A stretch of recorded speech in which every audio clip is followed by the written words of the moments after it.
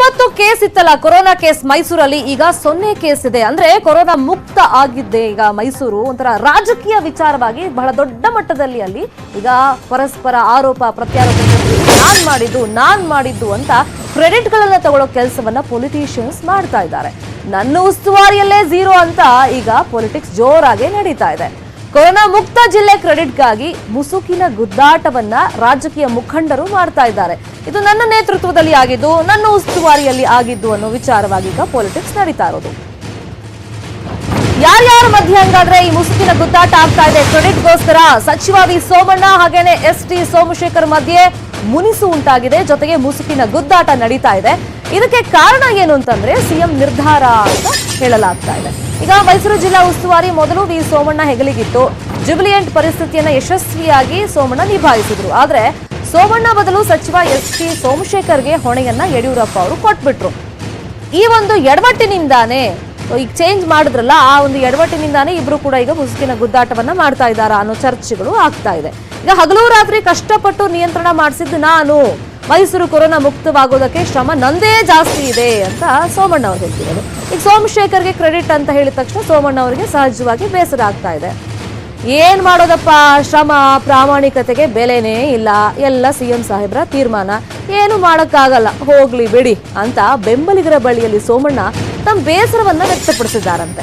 ಈಗ ಕೊರೋನಾಗೂ ಮುಂಚೆ corona starting days ಅಲ್ಲೂ ಸೋಮಣ್ಣ ಅವರೇ ನಿಭಾಯಿಸಿದ್ದು ಮೈಸೂರು ಭಾಗದಲ್ಲಿ, ಯಾಕಂದ್ರೆ ಉಸ್ತುವಾರಿ ಸಚಿವರಾಗಿದ್ದು.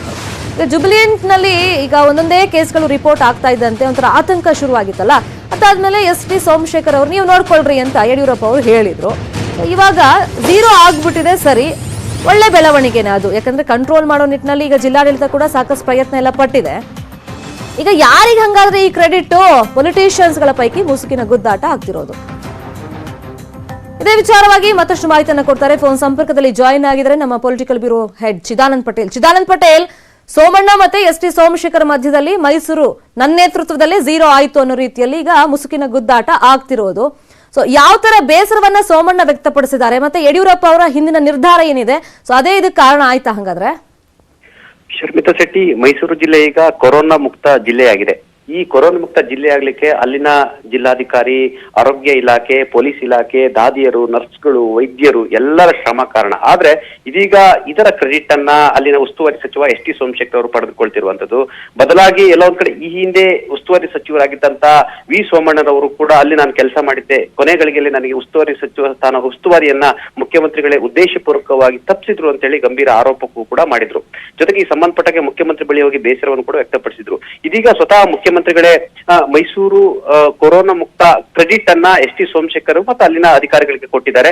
ಇದು ಎಲ್ಲ ಒಂದ್ ಕಡೆ ವಿ ಸೋಮಣ್ಣ ಅವರಿಗೆ ಇರಿಸು ಮುರುಸಾಗಿರುವಂತದ್ದು. ಯಾಕಂತ ಹೇಳಿದ್ರೆ ಇತ್ತೀಚೆಗಷ್ಟೇ ಎಸ್.ಟಿ. ಸೋಮಶೇಖರ್ ಅವರು ಉಸ್ತುವಾರಿ ಸಚಿವರಾಗಿ ನೇಮಕ ಆಗಿರುವಂತದ್ದು.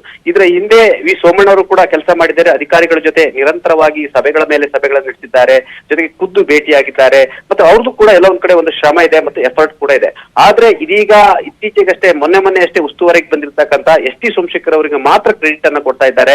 ಜೊತೆಗೆ ನಾನು ಕೂಡ ಈ ಹಿಂದೆ ಸೋಮಣ್ಣ ಅವರು ಕೂಡ ಇದ್ರು, ಅವ್ರಿಗೂ ಕೂಡ ಇದರ ಕ್ರೆಡಿಟ್ ಸಲ್ಲಬೇಕಂತ ಹೇಳಿ ಮುಖ್ಯಮಂತ್ರಿಗಳು ಕೂಡ ಹೇಳಿಲ್ಲ. ಯಾಕಂತ ಹೇಳಿದ್ರೆ ಮುಖ್ಯಮಂತ್ರಿಗಳು ಕೂಡ ಈ ಕ್ರೆಡಿಟ್ ಅನ್ನ ತಮ್ಮ ವಾಲ್ ನಲ್ಲಿ ಬರೆದುಕೊಂಡಿದ್ದಾರೆ, ಅದು ಎಸ್.ಟಿ. ಸೋಮಶೇಖರ್ ಮಾತ್ರ ಸೀಮಿತ ಮಾಡಿದ್ದಾರೆ.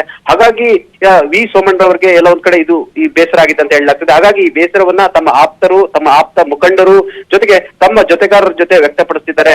ನಮ್ಮ ಶ್ರಮ ಮತ್ತು ಪ್ರಾಮಾಣಿಕತೆಗೆ ಬೆಲೆ ಇಲ್ಲ. ಇದು ಈಗ ಮೊನ್ನೆ ಅಷ್ಟೇ ಹೋಗಿರ್ತಕ್ಕಂಥ ಎಸ್.ಟಿ. ಸೋಮಶೇಖರ್ ಅವರು ಮೈಸೂರಿನ ಕೊರೋನಾ ಮುಕ್ತ ಕ್ರೆಡಿಟ್ ಅನ್ನ ಪಡೆದುಕೊಳ್ತಿದ್ದಾರೆ. ಇದಕ್ಕೆ ಮುಖ್ಯಮಂತ್ರಿಗಳು ಅವರಿಗೆ ಸಾಥನ್ನ ಕೊಡ್ತಿದ್ದಾರೆ ಅಂತ ಹೇಳಿ ಬೇಸರವನ್ನು ವ್ಯಕ್ತಪಡಿಸಿದ್ದಾರೆ. ಎಲ್ಲ ಒಂದ್ ಕಡೆ ಈ ಕ್ರೆಡಿಟ್ ಪ್ರಾಮಾಣಿಕವಾಗಿ ಸಿಗ್ಬೇಕಾಗಿರುವಂತದ್ದು ಅಲ್ಲಿನ ಜಿಲ್ಲಾಧಿಕಾರಿ ಅಭಿರಾಮ್ ಜಿ ಶಂಕರ್ ಸೇರಿದಂತೆ ಆರೋಗ್ಯ ಇಲಾಖೆ ಮತ್ತು ಪೊಲೀಸ್ ಇಲಾಖೆಗೆ. ಆದ್ರೆ ಈ ಇಬ್ಬರು ರಾಜಕಾರಣಿಗಳು ಕ್ರೆಡಿಟ್ಗಾಗಿ ಇದೀಗ ಎಲ್ಲ ಒಂದ್ ಕಡೆ ಮುಸುಕಿನ ಗುದ್ದಾಟಕ್ಕೆ ಕಾರಣಕರ್ತರಾಗಿದ್ದಾರೆ. ಇದು ಮುಖ್ಯಮಂತ್ರಿಗಳು ಕೂಡ ಎಲ್ಲ ಒಂದ್ ಕಡೆ ಕ್ರೆಡಿಟ್ ಅನ್ನ ಉಸ್ತುವಾರಿ ಸಚಿವರಿಗೆ ಕೊಡ್ತಿದ್ದಾರೆ.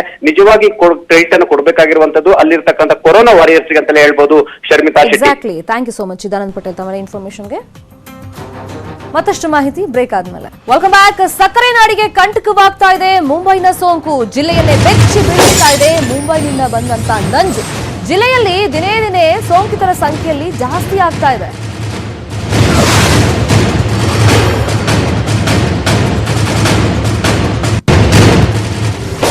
ನಿನ್ನೆ ಒಂದೇ ದಿನ 22 ಜನರಿಗೆ ಸೋಂಕು ದೃಢಪಟ್ಟಿತ್ತು. ಇನ್ನೂ ಬರಬೇಕಾಗಿದೆ 942 ಜನರ ಲ್ಯಾಬ್ನ ಟೆಸ್ಟ್ ರಿಪೋರ್ಟ್.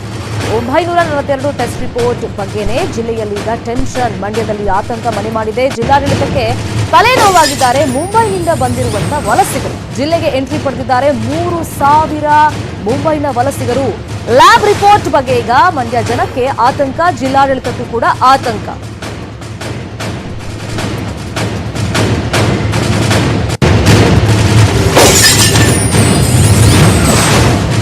ಒಂದೇ ದಿನ ಮಂಡ್ಯದಲ್ಲಿ 22 ಜನರಿಗೆ ಸೋಂಕಿದೆ ಅನ್ನೋದು ಕನ್ಫರ್ಮ್ ಆಗಿದ್ದು, ಅದರಲ್ಲಿ ಮ್ಯಾಕ್ಸಿಮಮ್ ಇದ್ದಿದ್ದು ಈ ಮುಂಬೈ ವಲಸಿಗರು ಯಾರ್ಯಾರು ಬಂದಿದ್ರು, ರಿಟರ್ನ್ ಆಗಿದ್ರು, ಅವರಲ್ಲೇ ಜಾಸ್ತಿ ಪಾಸಿಟಿವ್ ಕಂಡು ಬಂದಿರೋದು. ಮತ್ತೆ ಈಗ ಕೇವಲ ಮಂಡ್ಯ ಅಂತಲ್ಲ, ಇತ್ತೀಚೆಗೆ ಒಂದು ಕಳೆದ 4-5 ದಿವಸಗಳಿಂದ ಏನು ಪಾಸಿಟಿವ್ ಕೇಸಸ್ ರಿಪೋರ್ಟ್ ಆಗ್ತಿದೆ ನಮ್ಮ ರಾಜ್ಯದಲ್ಲಿ, ಅದೆಲ್ಲವೂ ಆಲ್ಮೋಸ್ಟ್ ಈಗ ಮುಂಬೈನಿಂದ ಯಾರೆಲ್ಲ ವಾಪಸ್ ಬಂದಿದ್ದಾರೆ ಅವರಲ್ಲೇ ಪಾಸಿಟಿವ್ ಕಂಡು ಬಂದಿರೋದು. ಮತ್ತೆ ಮಂಡ್ಯದಲ್ಲಿ ಈಗ 900ಕ್ಕೂ ಹೆಚ್ಚು ಜನ ಮುಂಬೈನಿಂದ ಬಂದಿದ್ದಾರೆ. ಅವ್ರ ರಿಪೋರ್ಟ್ ಏನಾಗುತ್ತೆ ಅಂತ ಜಿಲ್ಲಾಡಳಿತಕ್ಕೆ ಟೆನ್ಷನ್ ಶುರುವಾಗಿದೆ.